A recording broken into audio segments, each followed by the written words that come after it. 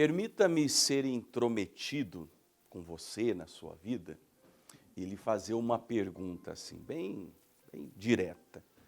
Você gosta de ser repreendido, de ser chamado a atenção?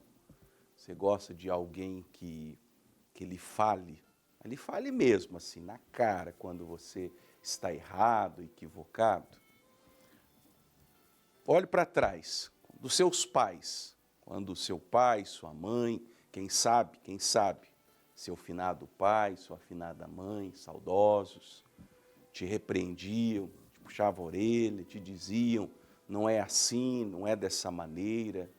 Ou um irmão mais velho, que tinha já mais experimento na vida, estava já mais adiantado e chamava e dizia, ô mano, ô mana, não faça assim, não é dessa maneira.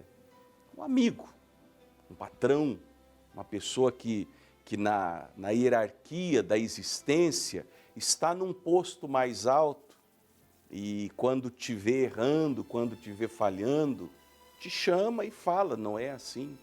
E sabe, até com alguma rispidez, com alguma grosseria. Você gosta de ser repreendido? Você gosta de ser chamado a atenção?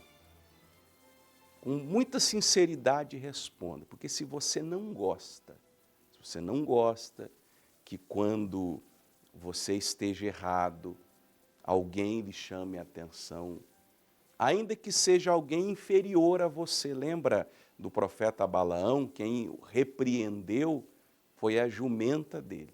Jumento, um animal de carga que ele usava como meio de transporte. Ele não gostou, ele espancou a jumenta. Porque quando alguém que nos repreende está acima de nós na hierarquia, geralmente nós não espancamos essa pessoa porque ela tem alguma autoridade sobre nós. Agora, quando a pessoa está abaixo e ela quer falar alguma coisa, às vezes uma esposa quer falar com o marido, os filhos querem falar com os pais, aí há esse espancamento. Quando a pessoa não gosta de ser repreendida, quando ela acha que tem razão em tudo, quando ela acha que está certa e é do jeito e ela não muda, aí ela, como o profeta Balaão, acaba por espancar aquela pessoa, ou aquele alguém que, cheio de boa intenção, vem trazer uma repreensão, muitas vezes até por parte de Deus. Eu estou falando assim, primeiro, claro, para você se autoexaminar e para nós lermos Lucas 16, do verso 14 ao 16. Lucas, Evangelho de São Lucas, é o terceiro dos 4 evangelhos, o capítulo é o 16, do verso 14 ao 16. Porque Jesus tinha acabado de falar sobre avareza.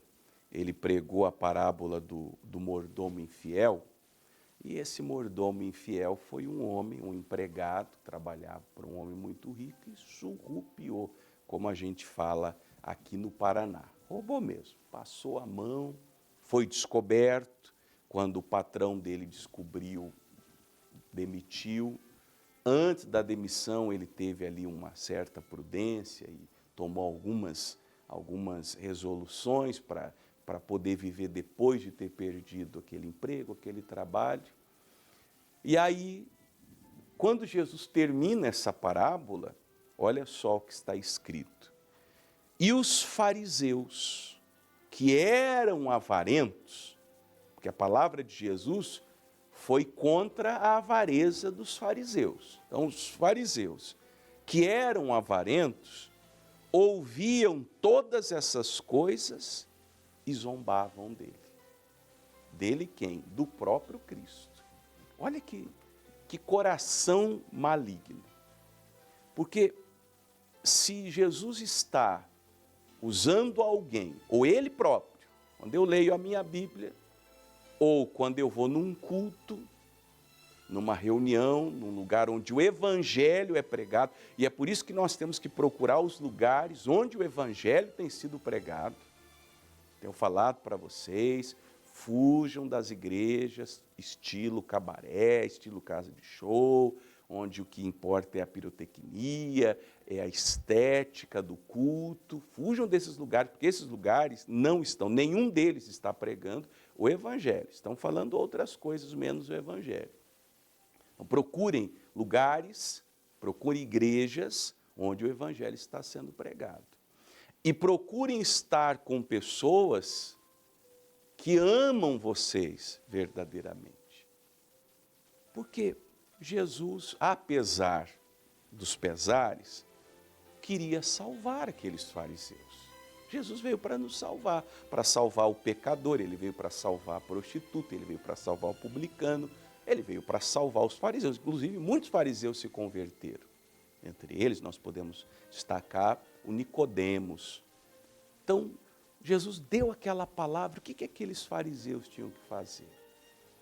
Acatar no coração. Eu sou avarento mesmo? Eu tenho esse pecado na minha vida? Então eu vou me arrepender. Vou me arrepender, eu vou pedir ajuda, eu vou procurar Jesus.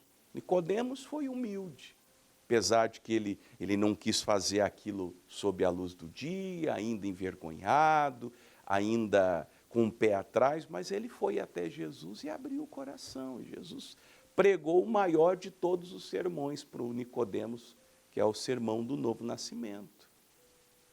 O que esses homens tinham que fazer, o que você, que eu, que nós temos que fazer, sempre que alguém usado por Deus nos repreende, aponta um pecado nosso, porque veja, eles sabiam que eram avarentos, sabiam no coração, quando um pastor está pregando, quando um ministro fiel da palavra de Deus está pregando, eu sei que aquela palavra veio ao meu encontro. Por quê? Porque aquela palavra é luz.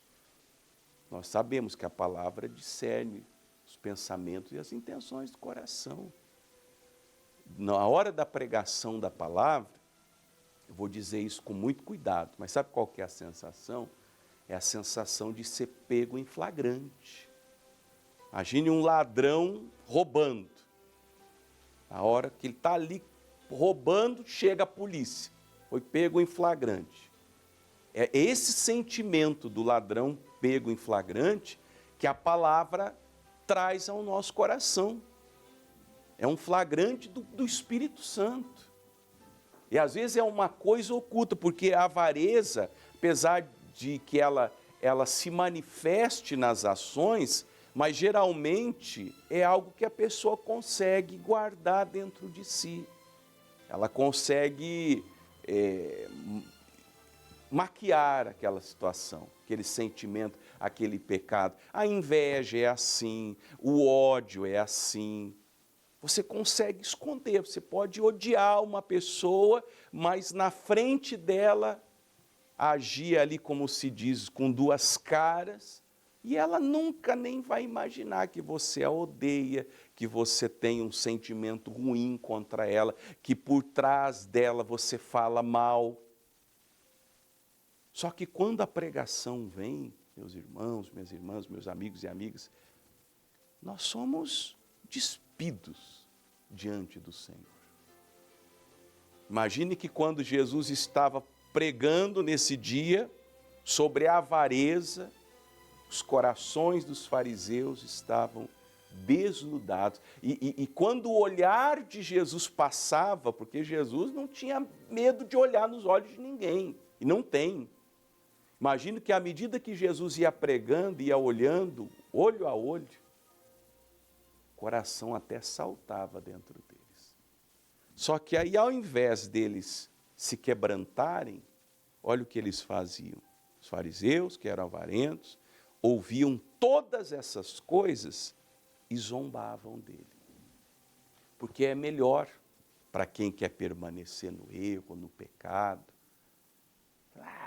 Esse cara aí fica falando essas coisas. Ele fala, mas ele é igual. A pessoa rebate no coração. Ou ele não tem moral para falar de mim, ou quem ele pensa que é. Exemplos que eu dei de um pai repreendendo um filho. Outro dia eu atendi um irmão na igreja. e ele estava ensinando para um filho coisas que ele fez de errado no passado. Aí o filho, ou a filha, não sei, mas era filho, falou, pai, você não tem moral, porque isso que o senhor está dizendo para eu não fazer, o senhor fez. Como que o senhor vai me dizer que eu não posso fazer, se o senhor na sua idade adolescente fez? Aí esse pai com sabedoria falou, é justamente porque eu fiz e quebrei a cara, que eu tenho autoridade para dizer para você, não faça, porque esse é um caminho que vai te levar ao prejuízo.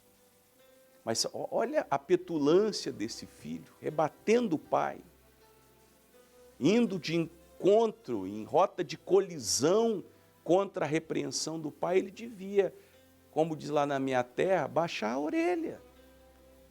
Meu irmão, abaixa a orelha para o Evangelho, abaixa a crista para Jesus, curve a sua cabeça diante do Salvador.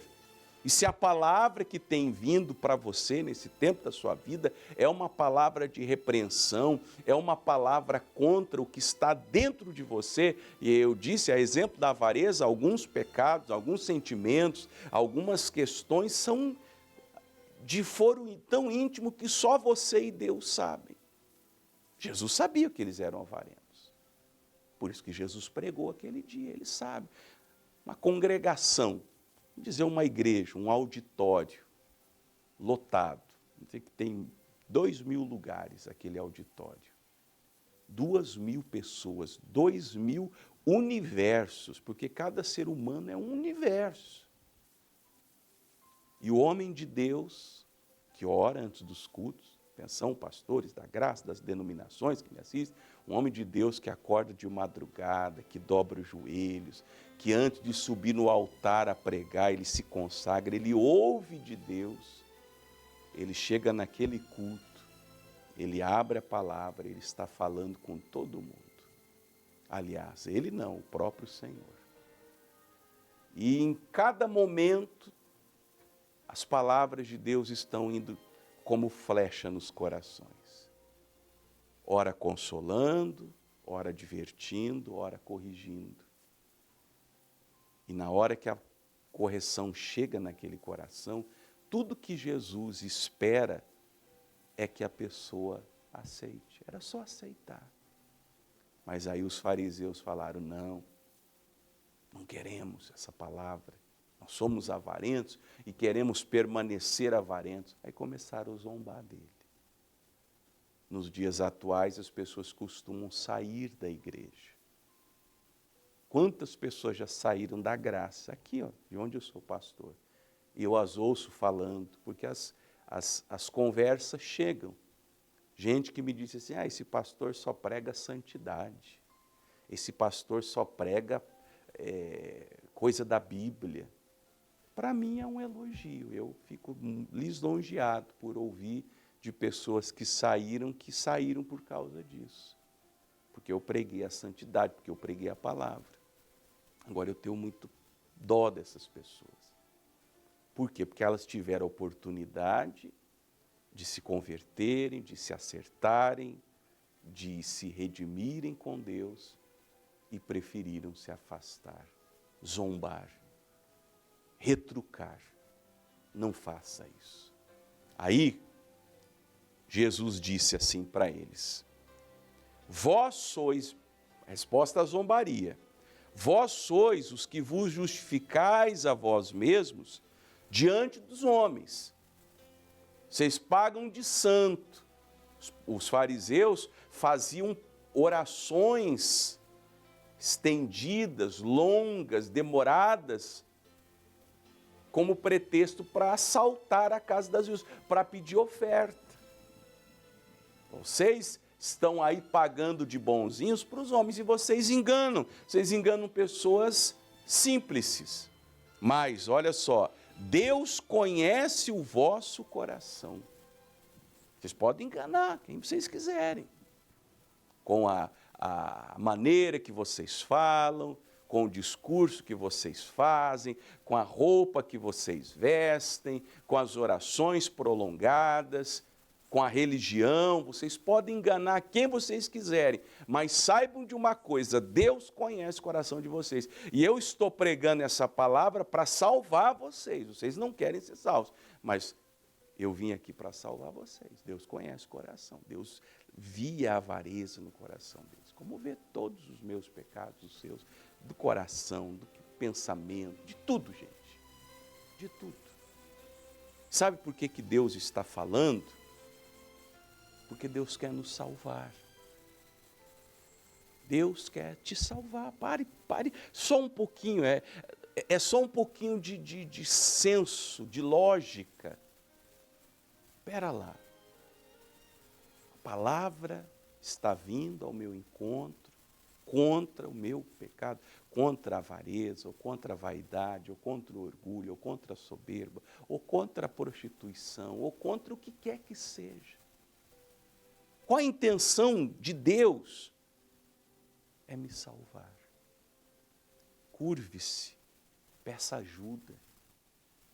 Senhor, me ajude, eu não consigo parar, eu não consigo frear essa pessoa, eu não consigo vencer esse sentimento. Eu tenho ódio de pessoas da minha casa, eu tenho ódio dos meus pais, eu tenho inveja de pessoas que estão prosperando. O Asaf quase perdeu a salvação porque teve inveja. Abra o coração para Deus. Diga, Senhor, eu sou preguiçoso.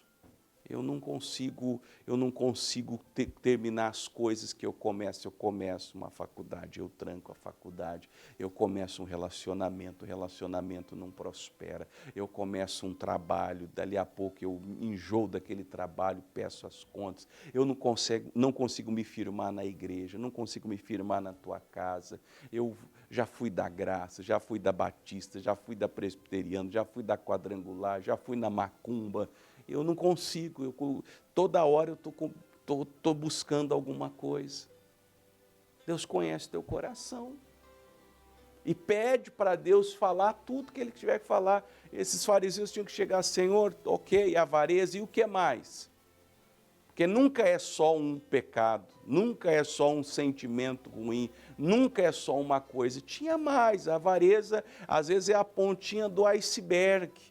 Quem sabe o pecado contra o qual a palavra de Deus está falando ao seu coração é a pontinha do iceberg, é só aquilo que você consegue discernir, consegue perceber. Debaixo disso aí tem algo muito pior, mas que pode ser resolvido pela graça de Deus. Onde abundou o pecado, superabundou a graça de Deus. Onde abunda o pecado hoje, onde o pecado prevalece, onde os maus sentimentos prevalecem, a graça de Deus vem e vindo, transforma e muda tudo isso dentro de você.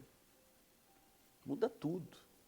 Muda sentimento, muda pensamento, muda convicção, muda impressão da vida, muda a maneira como você trata o teu semelhante, tua esposa, teu marido, teus filhos.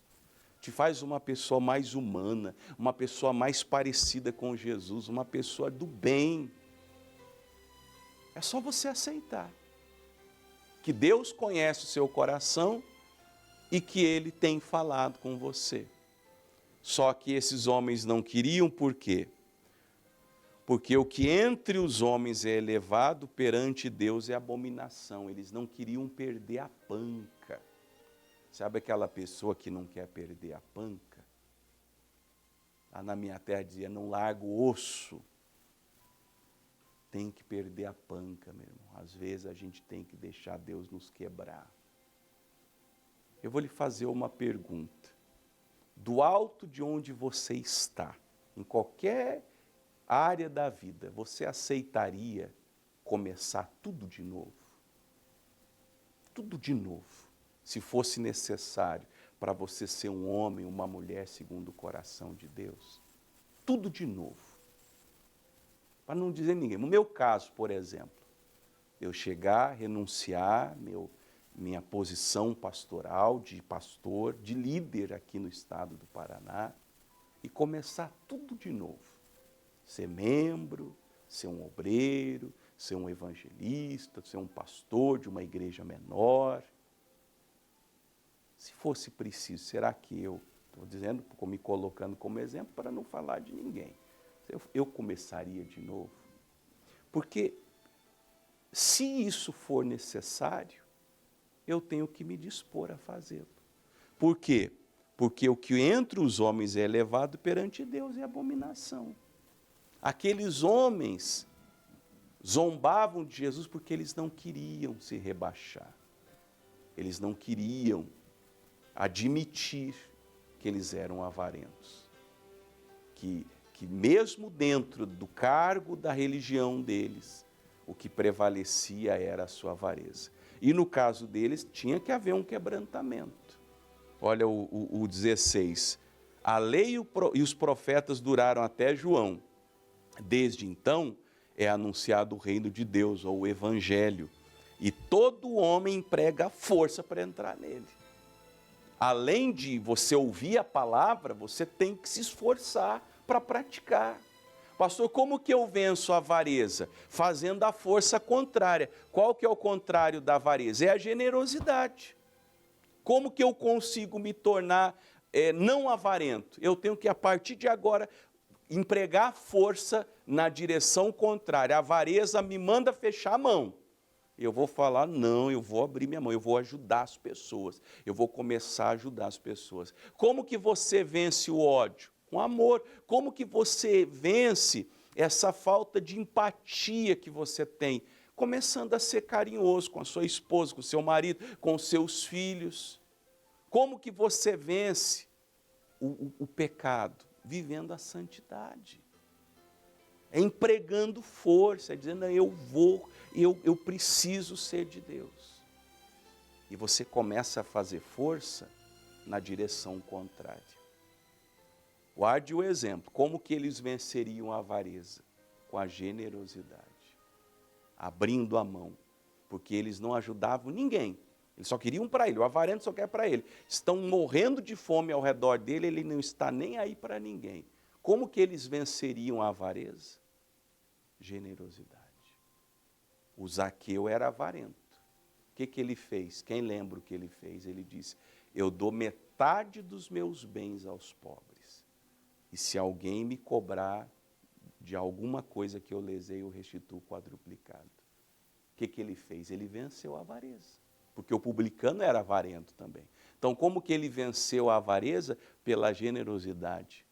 Não, convenhamos, gente. Você teria coragem de dar metade dos seus bens? Metade. Vamos dizer que ele tivesse 1 milhão na conta. 500 mil ele tirou e falou, isso aqui eu vou dar para os pobres. E se eu estiver devendo a alguém, eu vou pagar. Generosidade. É assim que você entra no reino de Deus, empregando força. Quer vencer o ódio? Você é uma pessoa odiosa? Então comece a amar o ser humano. Pare de se achar melhor do que os outros. Quer vencer a inveja? Pastor, como que a gente vence a inveja? Comece a ficar feliz pelo sucesso dos outros. Quando alguém tiver sucesso perto de você, ao invés de você ficar cobiçando o sucesso daquela pessoa, fique feliz por ela. Ô Senhor, que bênção que aquela pessoa está prosperando, as coisas estão indo bem na vida dela. Faça a força contrária. Porque senão, as palavras de Jesus para você não vão mudar nada na sua vida. Você vai continuar aí um fariseu, avarento, pecador, zombando de quem prega a palavra da verdade. E sabe onde isso vai resultar? Com a sua alma no inferno. Então é melhor que você aceite as palavras da correção, venham de onde vierem, de quem vierem, e faça a força contrária. Faça violência para entrar no reino de Deus. São palavras de Jesus. Amém?